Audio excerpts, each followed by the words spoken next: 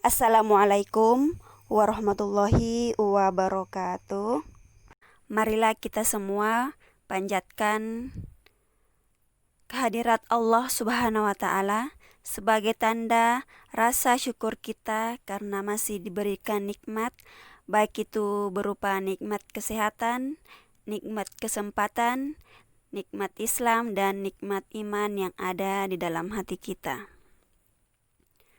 Salawat serta salam tidak lupa kita kirimkan kepada Nabi besar kita, Nabi Muhammad Sallallahu Alaihi Wasallam, Nabi yang telah membawa kita dari alam kegelapan menuju alam terang menderang seperti yang kita rasakan sekarang ini. Hari ini kita masuk bab 2, teknologi informasi dan komunikasi, biasa disebut dengan TIK.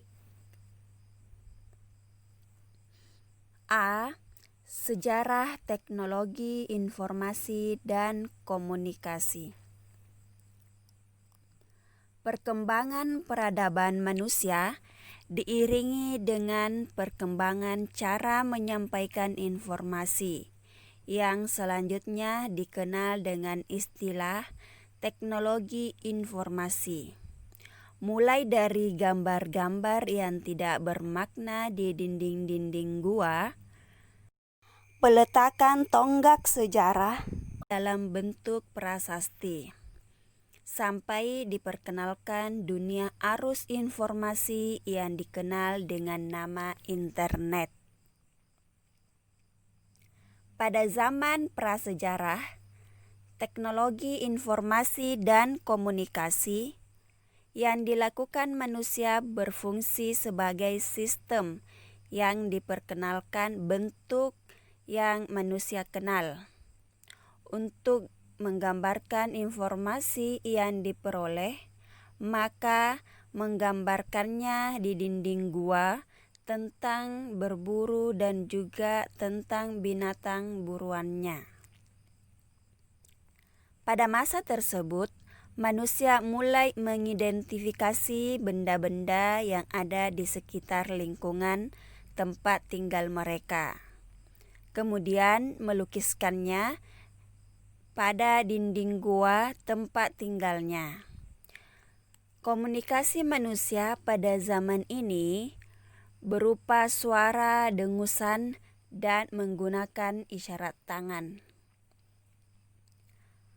Pada zaman sejarah, mulai diciptakan dan digunakan alat-alat yang menghasilkan bunyi dan isyarat, seperti gendang, terompet yang dibuat dari tanduk binatang, dan isyarat asap sebagai alat pemberi tanda peringatan terhadap adanya bahaya.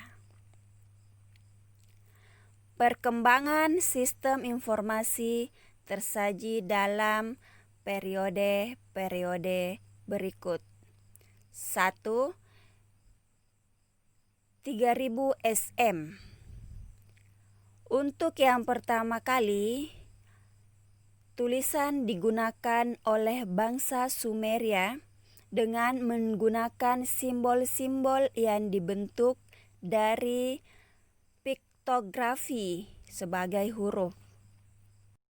Simbol atau huruf-huruf ini juga mempunyai bentuk bunyi atau penyebutan yang berbeda sehingga mampu menjadi kata, kalimat, dan bahasa.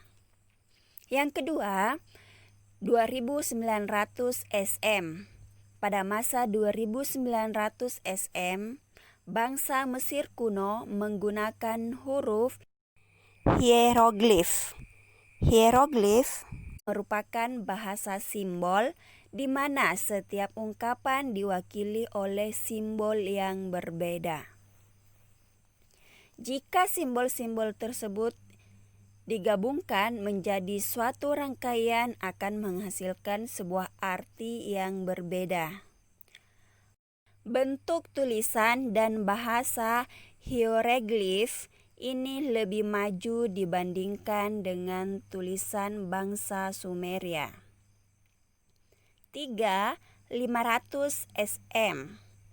Manusia sudah mengenal cara membuat serat dari pohon papirus yang tumbuh di sekitar Sungai Nil.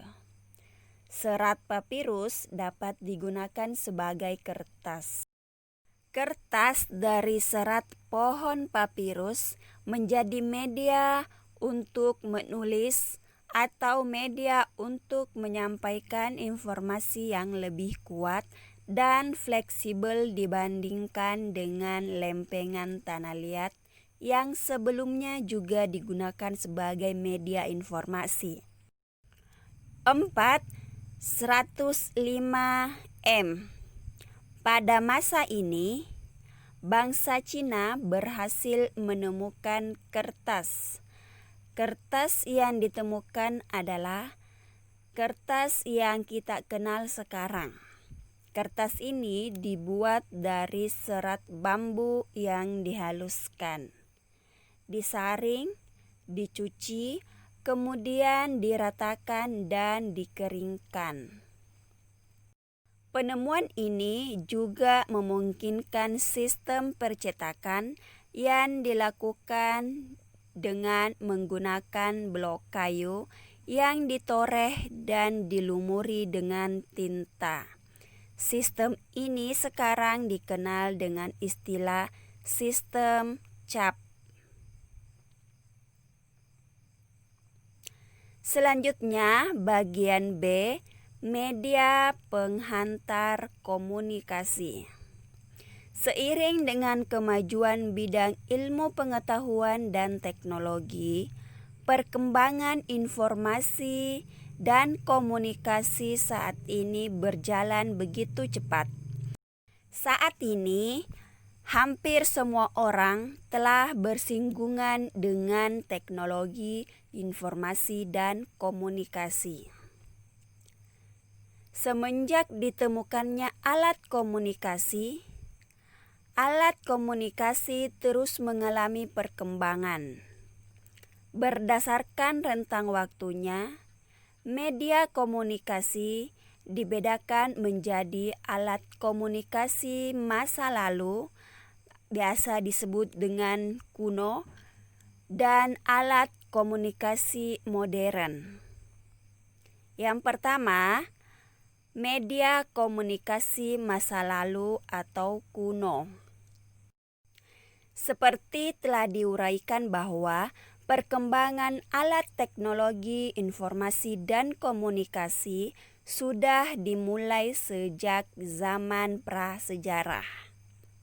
Pada saat itu, alat komunikasi masih sangat sederhana, seperti suara dengusan, isyarat asap, dan bahasa isyarat tangan. Komunikasi adalah penyampaian pesan atau informasi oleh seseorang kepada orang lain atau pihak lain secara langsung yang biasa disebut dengan lisan maupun tidak langsung atau menggunakan alat atau media komunikasi. Beberapa alat komunikasi tradisional pada masa kuno sebagai berikut.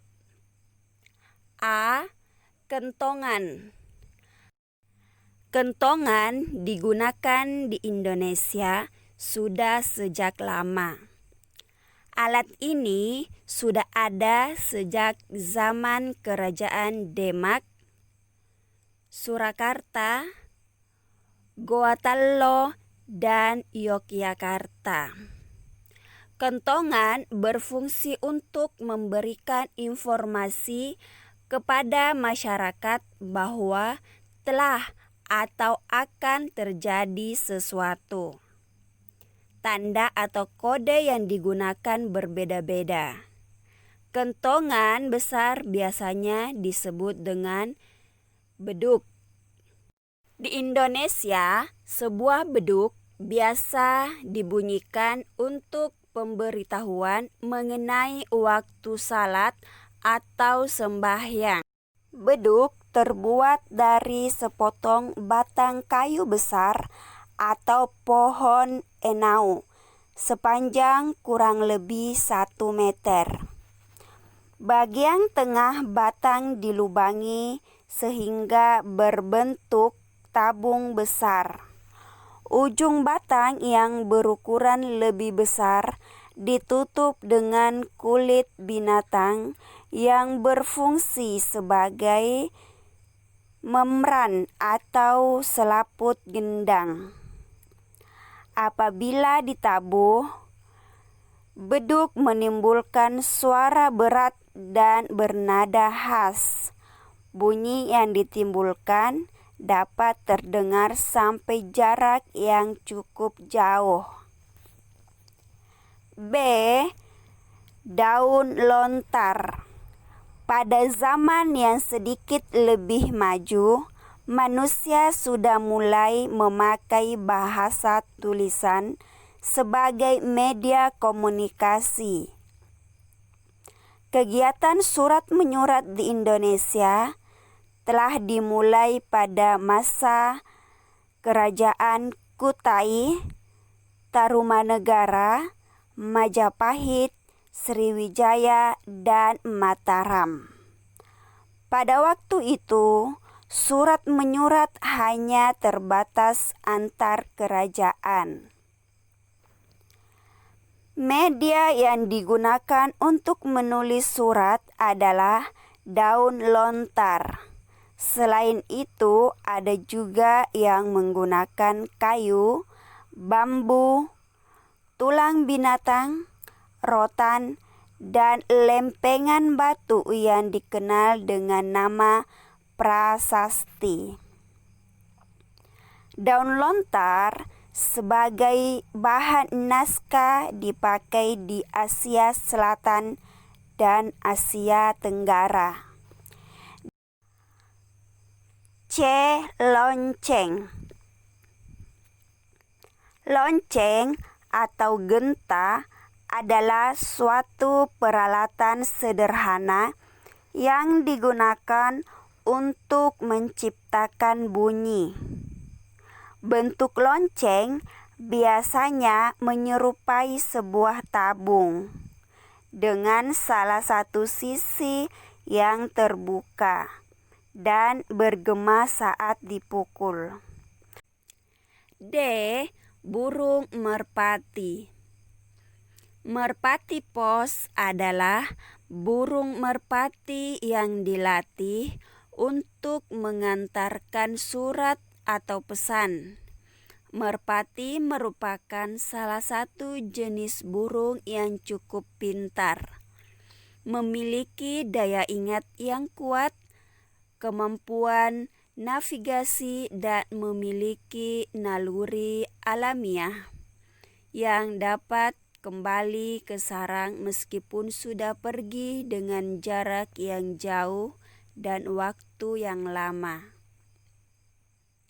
Dengan sifat-sifat tersebut, surat yang dibawa merpati pos pasti sampai di tujuan, atau sangat kecil kemungkinan surat tersebut nyasar.